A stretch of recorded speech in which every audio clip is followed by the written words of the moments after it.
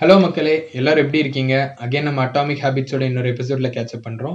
இந்த எபிசோட்ல நம்ம வந்துட்டு செகண்ட் சாப்டர், அதாவது the first law of behavioural change என்ன அப்படின்னா, how to make a habit clear not obvious அப்படிங்கிற ஒரு லா இருக்கு இல்லையா? அதுல என்னென்ன விஷயம்லாம் நம்ம வந்துட்டு என்னென்ன ஒரு 4 ஸ்டெப்ஸ் இருக்கும். 4 steps of creating making habit clear. அது என்னென்னலாம்? In order to create a good habit, ஒரு நல்ல ஹேபிட்டை கிரியேட் பண்ண தேவைப்படக்கூடிய முக்கியமான 4 ஸ்டெப் என்ன? அதே இது ஒரு தேவையில்லாத ஹேபிட்டை வந்துட்டு நம்ம பிரேக் பண்ணோம் அப்படின்னா அதுக்கு ஒரு டெக்னிக் இருக்கு. அது என்னங்கிறத ஜஸ்ட் ஒரு ஓவர்வியூ மட்டும் இன்னைக்கு பார்க்கலாம்.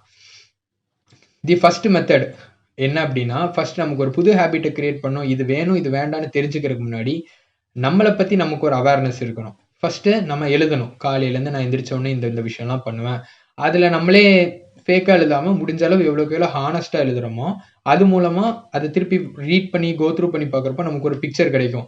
ஓகே, இந்தந்த ஹேபிட்ஸ்லாம் நம்மளை நல்ல பாதைக்கு கொண்டு போகும், நம்ம போகணும்னு இடத்துக்கு கொண்டு போகும். இந்தந்த ஹேபிட்ஸ்லாம் நம்மளை வந்துட்டு அந்த பாதைகளுக்கு கொண்டு போகாது, நம்மளை டைவர்ட் பண்ணும் அப்படிங்கிற அவேர்னஸ் கிடைக்கும். ஸோ தட் நம்ம வந்துட்டு அதை பெட்டரா நமக்கு ஏத்தாப்புல ஸ்ட்ரக்சர் பண்ணிக்கலாம். எப்படி ஸ்ட்ரக்சர் பண்ணலாம்னா, இம்ப்ளிமெண்டேஷன் இன்டென்ஷன். அதாவது நம்மளே நமக்கு ஒரு அக்னாலஜ்மெண்ட் சொல்லிக்கிறது தான்.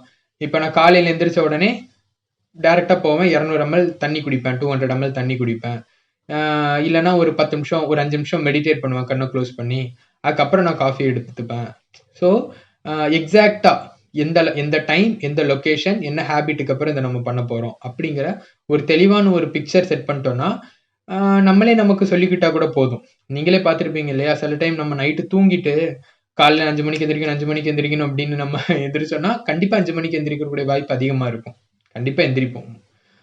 இதே மாதிரி நம்ம வந்துட்டு நம்ம ரிப்பீட்டடாக நம்ம அந்த பிலீஃபை உள்ளே கொடுத்துட்டு நம்ம அதுக்கு ஏற்றப்பல ஹேபிட்டாக ஒரு ஆக்ட் பண்ணோம் அப்படின்னா அது நமக்கு ரியாலிட்டியாக கண்டிப்பாக மாறும். அதே மாதிரி ஹேபிட் ஸ்டாக்கிங், இது ஒன்றும் இல்லை.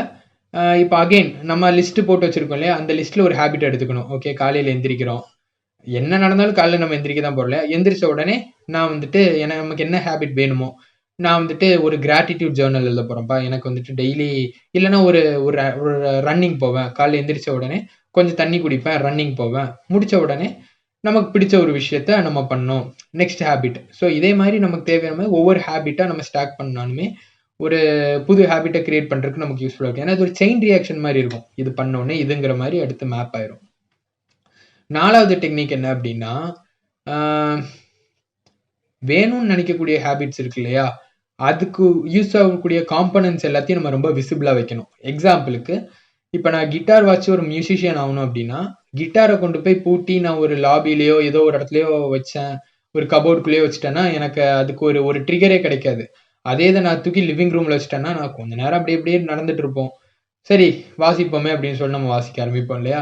ஸோ முடிஞ்ச அளவு நமக்கு என்ன ஹேபிட்டை டிசைன் பண்ணணும்னு நினைக்கிறோமோ அதுக்குள்ள எக்ஸ்போஷர் அதிகம் பண்ணணும். இப்போ இதெல்லாம் ஒரு ஹேபிட்டை கிரியேட் பண்ணுறதுக்கு எப்படின்னு பார்த்தோமா, இப்போ நம்ம ஹேபிட்டை தேவையில்லாத ஹேபிட்டை வந்துட்டு நம்ம பிரேக் பண்ணணும்னா என்னன்னா, அகெயின் எக்ஸ்போஷரை சுத்தமாக கம்மி பண்ணணும். அந்த இதில் எக்ஸ்போஷரை விசிபிள் ஆக்கணும் முடிஞ்ச அளவு. இதில் வந்துட்டு எக்ஸ்போஷரை தூக்கிடணும்.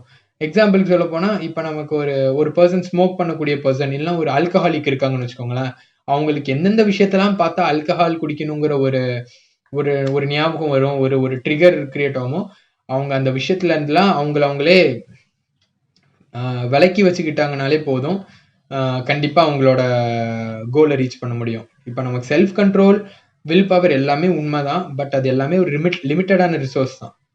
நம்மளாம் ஹியூமன்ஸ் தான் இல்லையா, நம்ம வந்துட்டு we make mistakes, no one is perfect. But ஆனாலும் நம்ம வந்துட்டு ஒரு பெட்டர் ஹேபிட் இருக்கு, நமக்கு பெஸ்ட் எக்ஸ்போஷரை நம்ம கம்மி பண்ணிட்டோம்னா நமக்கு வில் பவர்லாம் நமக்கு வேற ஏதாவது ஒரு ஆக்கப்பூர்வமான விஷயத்துல யூஸ் பண்ணலாங்கிற மாதிரி ஒரு ரிசர்ச்லாம் சொல்லுது. ஸோ இதுதான் அந்த ஃபர்ஸ்ட் லா. கண்டிப்பாக உங்களுக்கு இதை நீங்கள் கேட்டு கண்டிப்பாக ஏதாவது ஒரு விதத்தில் உங்களுக்கு யூஸ் ஆகும்னு நான் நம்புகிறேன். ஸோ அப்புறம் இந்த வீடியோ பார்க்கக்கூடிய ஒவ்வொரு பர்சனுக்கும் நான் சொல்கிறேன், அகெயின் நீங்கள் எல்லாருமே ரொம்ப யூனிக். நீங்கள் பண்ணக்கூடிய ஒவ்வொரு விஷயத்தின் மூலயமாவும் சொசைட்டியில் ஒரு தாக்கத்தை ஏற்படுத்த முடியும். முடிஞ்ச அளவு ஆக்கப்பூர்வமான தாக்கமாக இருக்கிறதுக்கு நம்ம முயற்சி பண்ணுவோம். Okay, have a great day, by.